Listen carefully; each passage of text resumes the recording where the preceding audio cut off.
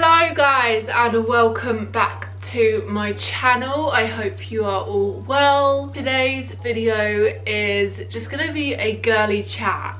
I have absolutely loved doing like honest Q&As, sitting down, no topic is off bounds chats with you guys recently. So in today's video we are going to talk on mainly the topic of periods. As always, I asked you guys to send me in questions and I'm going to answer them. And very excitingly, this video is sponsored by Always, who've seen my Q&As and wanted to hop on board. So I will speak to you more about that in a minute, but let's just dive right into the questions. Okay, we're gonna start off with how much does your period affect your mental health? In the week before my period, I feel a massive drop in my energy mainly, which then in turn affects my mood. I think also my anxiety is heightened. I've never noticed this before getting the coil, so I don't know whether that's like linked to it or whether it's just made me more aware of the fact that my mood is more linked to my cycle than I thought it was. On the topic of anxiety, someone actually asked, my anxiety is much worse when I'm on my period. What about you? I think my overall anxiety is the same. Maybe I'm a little bit more sensitive to certain things, but I think I do on the whole, and I don't know if any of you guys can relate to this, I get a lot of anxiety like around my period, like getting pregnant if it's late, contraception and my periods have been on the forefront of my mind, I'd say, for the past 2 to 3 years. I feel like because like my skin and my mood and my hormones on my period have all been like one massive like learning experience for me recently. Like I've never really thought about them as much as I have in the last 3 years. When I was on the copper coil, and we'll get more into like my journey with like contraception and periods, etc. When I was on the copper coil, which was last year, I would get anxiety around my period because I would know that in the week that I'd have my period, my productivity levels would be so low, like my energy was so drained, they were so painful, and so I would like get so anxious in the lead up to that because I would know that I'd basically be like, not bedbound, but do you know what I mean? And then obviously when I'm on my period, I'm always conscious of,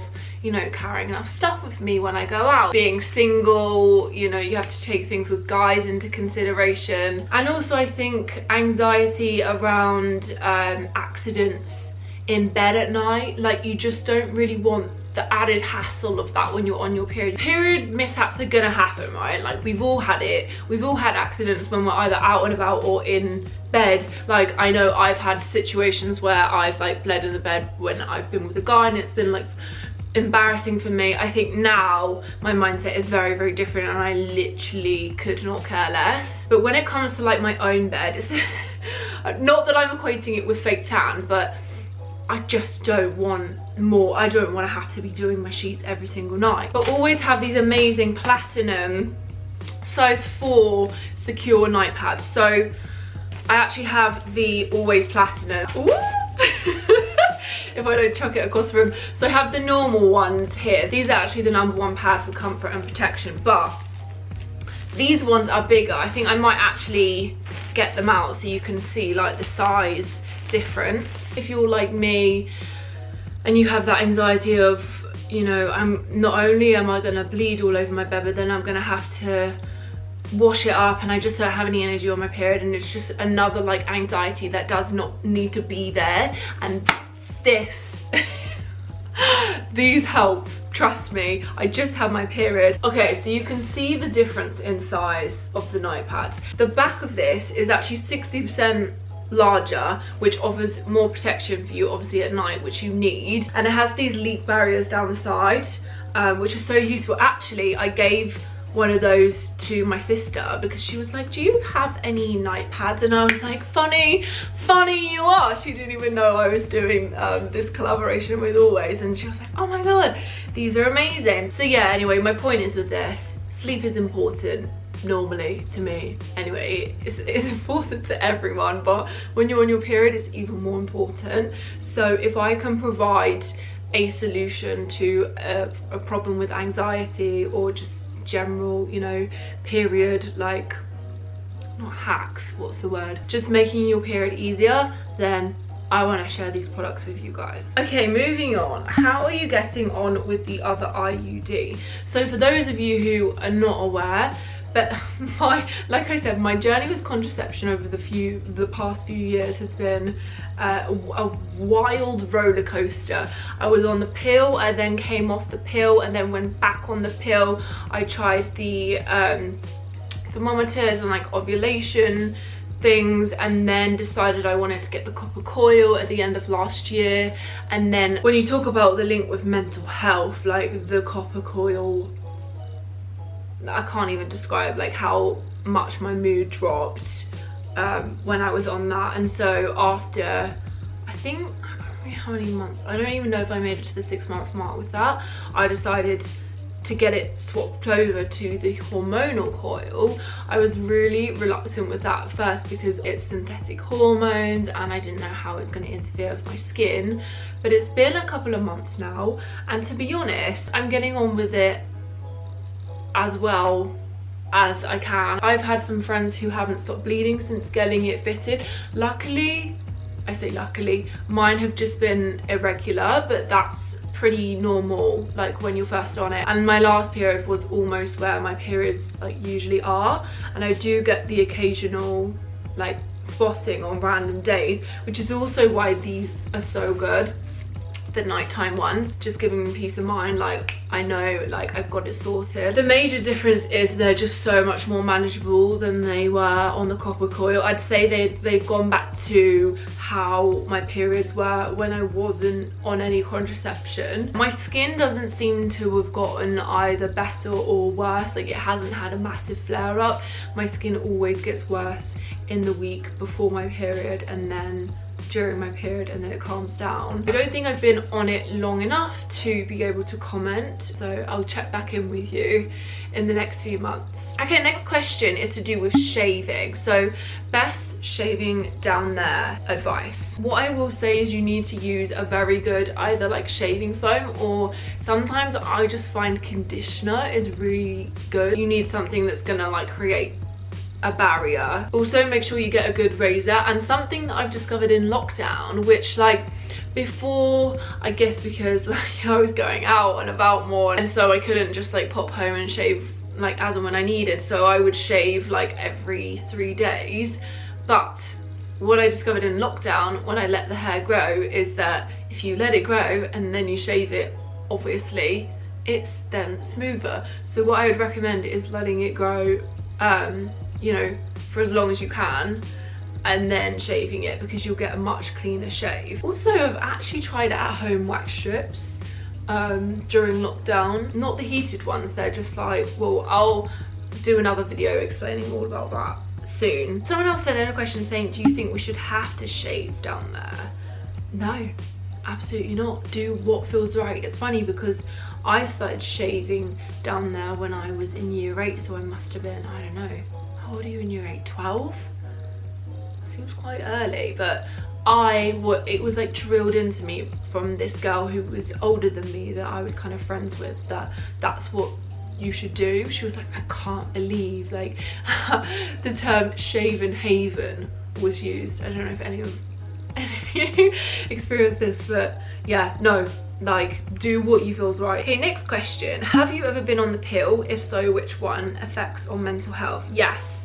So I was on the one, what's it called, microgynon, that everyone gets started on, but then I got put onto Yasmin for years. So I first went onto the pill because I was getting spots on my chest. It wasn't even on my face. I was getting spots on my chest when I was about 15, I think, and I was actually so happy because I knew that I could then use it as a contraception as well. My parents are very much like against sex before marriage, but my mum did take me to the doctor and like accepted the fact that the pill would help my skin. Anyway, so I was on Yasmin for years and it cleared up my chest. But interestingly, now I look back at it, as soon as I started taking it, I started to feel anxious. And whether this was, I don't know, 15 is, you know, an age where lots of stuff is going on. I had like GCSEs on my mind. I don't know whether it was because of that or whether it was starting the pill. When I went back after starting the pill, I flagged to my doctor and said, I've started feeling like, I described anxiety, I didn't know what it was. And she was like, oh no, that's rubbish. They must have known back then that it was a potential side effect, but now there's been a lot more research into negative effects with your mental health whilst being on the pill, which is kind of why I came off it years later, because I'd read up on a lot of other people's accounts and I just wanted to like I just wanted to try it myself. So I came off it and did the ovulation like tracking just to see if it would make a difference to my anxiety. It did at first, but then my anxiety gradually came back. However, one thing which I never really even considered was a side effect of the pill was that my libido came back. So annoying, because Yasmin is so good for your skin, but I actually developed acne whilst I was on Yasmin. Okay, the next question, how to deal with irregular periods. Something I can definitely relate to, especially recently. I think it's tricky, but I think being prepared is key. I always have some of these and some tampons in my bag with me. So if I end up like staying around a guy's house or friend's house or whatever, and I do have a bit of bleeding, then I'm prepared. But if it is a real issue and it's not linked to you just getting a coil or whatever, I would definitely speak to your doctor and see if there's anything that could be done, or whether it may be linked to any medication that you're on. How old were you when you got your first period? I was 11. I was in year 7.